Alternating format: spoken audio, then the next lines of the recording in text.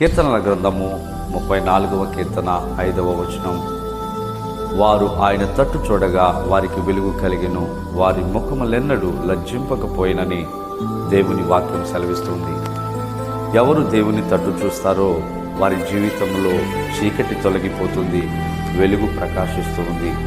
లెమ్ము తేజరిల్లుము, వెలుగు నీ మీద ఉదయించి ఉంది, యెహోవా మహిమ నీ మీద ప్రకాశించి ఉన్నదని దేవుని వాక్యం సెలవించినట్లు మీ యొక్క జీవిత అనుభవంలో దేవుని తట్టు చూచినప్పుడు మీకు వెలుగు ప్రకాశిస్తుంది. 121వ కీర్తన.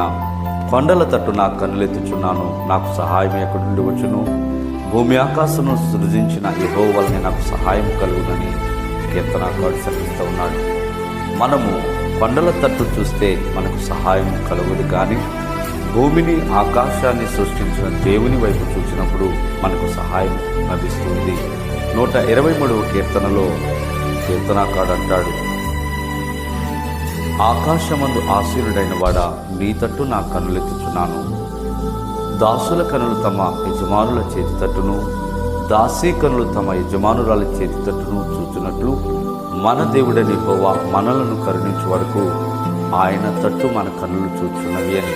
కాబట్టి మన దేవుడు మనల్ని కరుణించే వరకు ఆయన వైపు మనం చూడాలి.